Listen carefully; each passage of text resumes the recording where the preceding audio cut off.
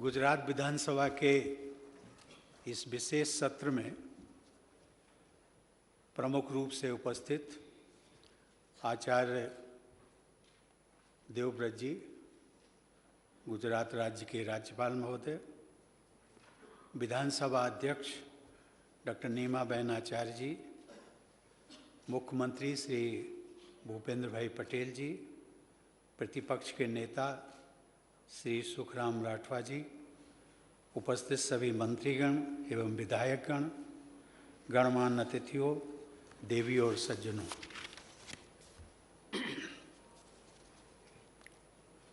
लोकतंत्र के इस मंदिर में आज आप सबके बीच आकर मुझे बहुत प्रसन्नता हो रही है।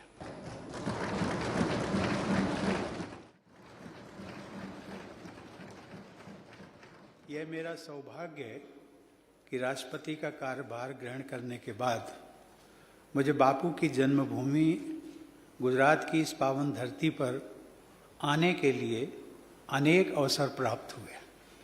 यह एक महत्वपूर्ण संयोग है कि गुजरात की विधानसभा का यह समारोह तब आयोजित हो रहा है जब हमारा देश आज़ादी का अमृत महोत्सव मना रहा है।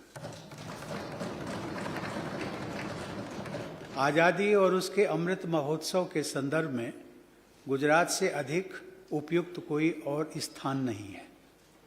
स्वतंत्र भारत की कल्पना करने वाले लोगों में गुजरात क्षेत्र के निवासी अग्रणी थे। 19वीं सदी के अंतिम दशकों में भारतीयों के अधिकारों के लिए दादा भाई नौरोजी और फिरोज शाह मेहता जैसी विभूतियों ने आवाज़ उठाई थी। उस संघर्ष को गुजरात के लोगों द्वारा निरंतर मजबूत बनाया गया और अंततः वो लड़ाई महात्मा गांधी जैसे युग प्रवर्तक के मार्गदर्शन में भारत की स्वतंत्रता के रूप में फलीभूत हुई। महात्मा गांधी ने न सिर्फ भारत के स्वतंत्रता संग्राम को विलक्षण नेतृत्व प्रदान किया, अपितु संपूर्ण विश्व को एक नई राह, एक नूतन सोच और एक नवीन दर्शन का उद्बोध कराया। आज जब भी विश्व में किसी भी प्रकार की हिंसा होती है, तब बापू के मूल मंत्र अहिंसा के महत्व का एहसास किया जाता है। देवियों और सज्जनों, गुजरात का इतिहास अद्वितीय रहा है। महात्मा गांधी और सरदार पटेल की इस भूमि को सत्याग्रह की धरती भी कहा जा सकता है। सत्याग्रह अर्थात सत्य का आग्रह, यह मंत्र विश्व भर में साम्राज्यवाद के विरुद्ध एक अमोघ अस्त्र के रूप में स्थापित हुआ। बारडोली सत्याग्रह, नमक आंदोलन और दांडी मार्च ने हमारे स्वतंत्रता संग्राम को नया स्वरूप तो दिया ही, साथ ही विद्रोह की अभिव्यक्ति और जन आंदोलन के संचालन को भी एक नया आयाम दिया। बारडोली सत्याग्रह से सरदार वल्लभ भाई पटेल के रूप में एक महान जननायक का भी उदय हुआ। देवी और सज्जनों, लौह पुरुष सरदार पटेल ने आजाद भारत को उसका एकीकृत स्वरूप प्रदान किया और प्रशासन की आधारशिला को मजबूत बनाया। नर्मदा नदी के तट पर स्थित 182 मीटर ऊंची सरदार पटेल की प्रतिमा, जिसे हम सब लोग स्टैच्यू ऑफ यूनिटी कहते हैं, विश्व की सबसे ऊंची प्रतिमा है।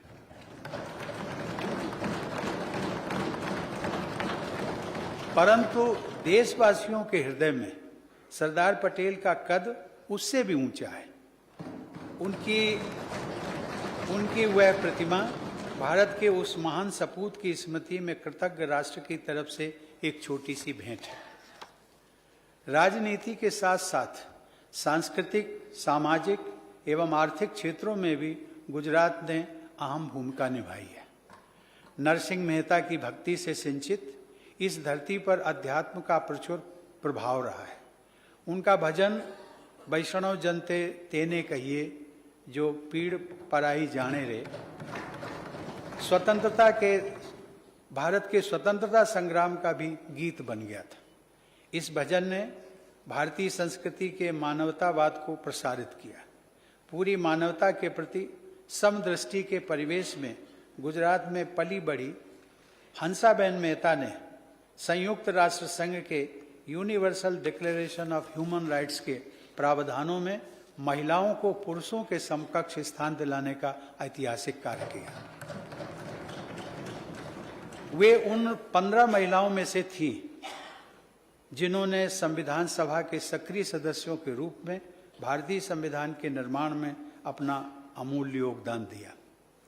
देवियों और सज्जनों, गुजरात के लोगों की उदारता भारतीय संस्कृति की एक प्रमुख विशेषता रही है।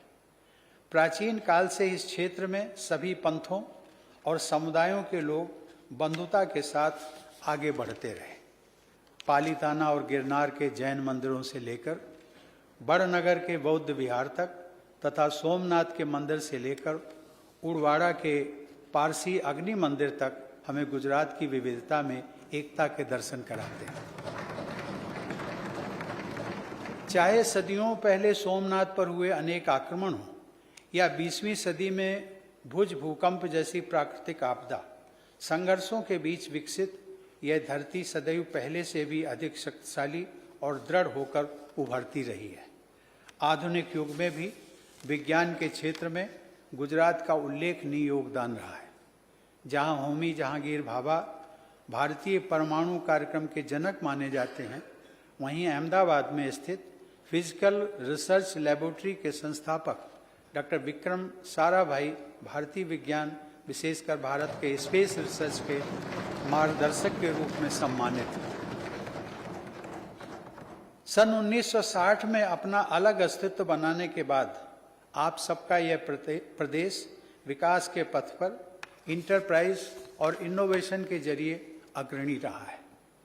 इस राज्य की सतत आर्थिक प्रगति के लिए मैं सभी पूर्व मंत्रियों, पूर्व मुख्यमंत्रियों और उनकी सरकारों के योगदान की सराहना करता हूं। गुजरात की विकास यात्रा को आगे बढ़ाने के लिए मैं मुख्यमंत्री श्री भूपेंद्र भाई पटेल और उनकी पूरी टीम को भी साधुवाद देता हूं। गुजरात की धरती पर आरंभ हुए व्हाइट रेवोल्यूशन द्वारा पोषण के क्षेत्र में क्रांतिकारी परिवर्तन आया। दूध के कुल उत्पादन और उपभोग की दृष्टि से आज भारत विश्व में प्रथम स्थान रखता है। गुजरात की मिल्क कोऑपरेटिव्स इस सफलता की अग्रदूत रही है। गुजरात में सहकारिता की संस्कृति की सफलता का लाभ पूरे देश में और भी अधिक प्रसारित हो, इस दृष्टि से केंद्र सरकार में सहकारिता मंत्रालय का गठन किया गया है और मुझे खुशी है कि उसकी जिम्मेदारी भी आपके गुजरात के ही श्री अमित भाई शाह को दी गई है। देवियों और सज्जनों, जब गुजरात की एक नए राज्य के रूप में स्थापना की गई, उसके बाद इस विधानसभा ने राज्य के समग्र विकास के लिए अनेक कदम उठाए। गुजरात पंचायत विधेयक 1961 और गुजरात अनिवार्य प्राथमिक शिक्षा अधिनियम 1961 द्वारा लोकल सेल्फ गवर्नमेंट और शिक्षा के क्षेत्र में प्रगतिशील व्यवस्था स्थापित की गई। बाद में गांधी जी के विचारों के अनुरूप पंचायती राज प्रणाली को एक संविधान संशोधन के जरिए पूरे देश में कार्यान्वित किया गया। राज्य के आरंभिक दौर में गुजरात के मुख्यमंत्री रहे श्री बलवंत राय मेहता जी को डायरेक्ट डेमोक्रेसी तथा पंचायती राज व्यवस्था के निर्माताओं में से गिना जाता है। गुजरात के इंफ्रास्ट्रक्चर की पूरी देश में सराहना होती है। यह उल्लेखनीय है कि गुजरात एकमात्र राज्य है जहां विधानसभा द्वारा इंफ्रास्ट्रक्चर में निवेश और विकास को प्रोत्साहन करने के लिए गुजरात इंफ्रास्ट्रक्चर डेवलपमेंट एक्ट 1999 पारित किया गया।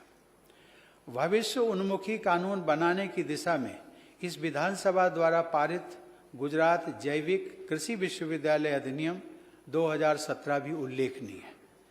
पर्यावरण अनुकूल जैविक खेती के प्रसार में अपनी आस्था को कार्य रूप देने वाले गुजरात के राज्यपाल आचार्य देवव्रत जी के मार्गदर्शन में इस अधिनियम के उद्देश्यों को प्राप्त करने में गुजरात सफलता के कीर्तिमान स्थापित करेगा, ऐसा मेरा विश्वास है।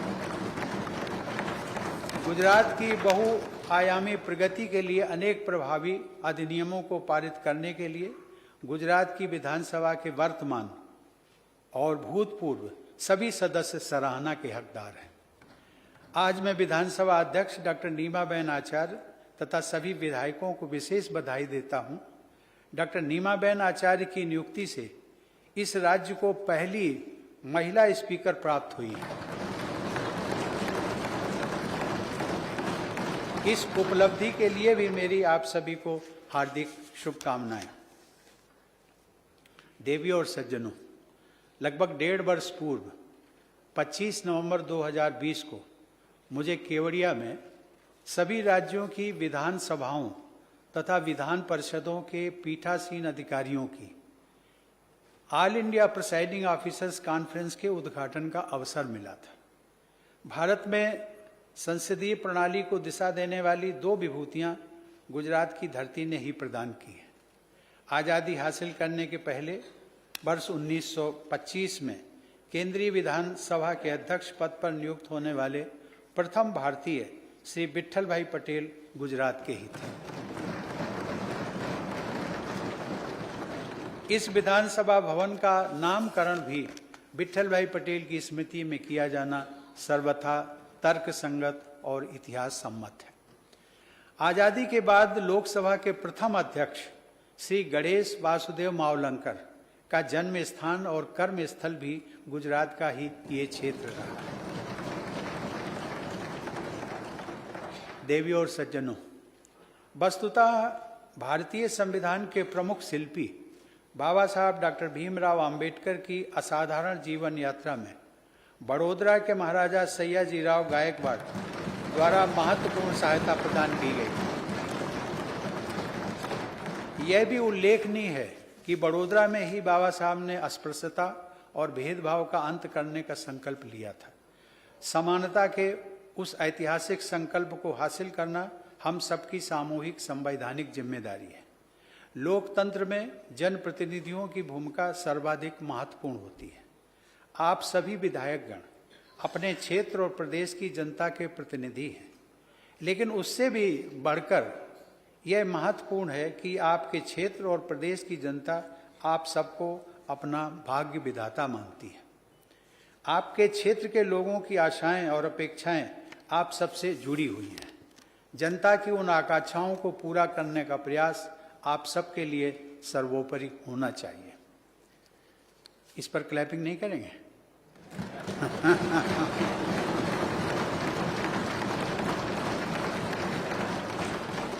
धन्यवाद।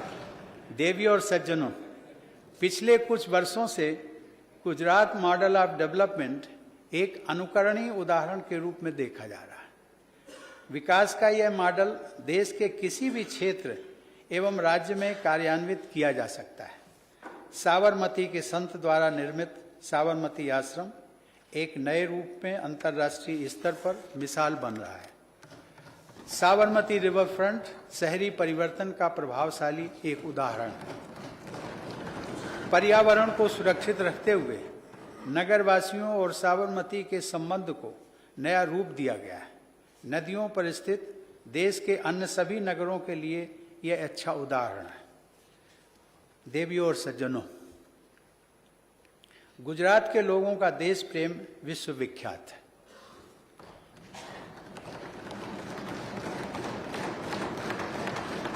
गुजराती समुदाय के लोग संपूर्ण विश्व में रहते हैं, परंतु अपनी मातृभूमि भारत से हमेशा जुड़े रहते हैं।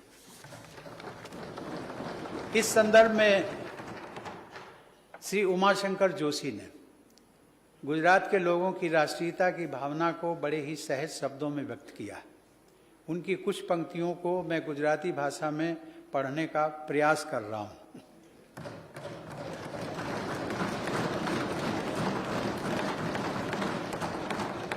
ऐते केवो गुजराती जे हो केवल गुजराती, हिंदू भूमिना नामे जेनी उछले ना छाती, महाराष्ट्र द्रविड़ बंगाल बिहार बधे अनुकूल, ज्यां पग मूगे त्याने थईने रोपाए दृढ़ मूल, सेवा सुबास जेनी ख्याति, तेज वस नक सिख गुजराती।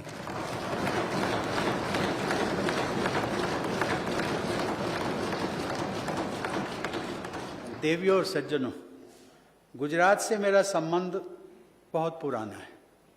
70 के दशक से मेरा यहाँ आना जाना होता रहा है। अपनी प्रत्येक यात्रा में मैंने उस विशेष ऊर्जा का अनुभव किया जो गुजरात के लोगों में देखने को मिलती है। यह मेरा परम सौभाग्य है कि अपनी युवावस्था में मुझे स्वर्गीय मोरारजी देसाई के साथ कार्य करने का अवसर भी प्राप्त हुआ। उन्होंने प्रधानमंत्री के पद को भी सुशोभित किया। मोरारजी भाई के बाद श्री नरेंद्र मोदी भारत के दूसरे प्रधानमंत्री हैं जो गुजरात के मूल निवासी हैं। उनको भी निकटता से जानने और उनके साथ कार्य करने का अवसर मुझे मिलता रहा है। मुख्यमंत्री के रूप में उनकी निष्ठा और कर्मठता के फलस्वरूप अनेक पैमानों पर गुजरात को भारत के अग्रणी राज्यों में गिना जाता है और अब प्रधानमंत्री के रूप में वे भारत को विश्व पटल पर एक नई पहचान दिला रहे हैं।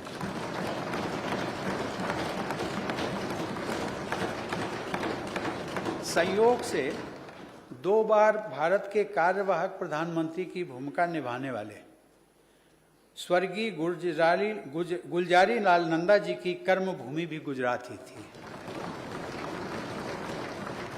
इस प्रकार गुजरात ने महान जननायकों और उत्कृष्ट प्रशासकों की प्रभावशाली परंपरा विकसित की है।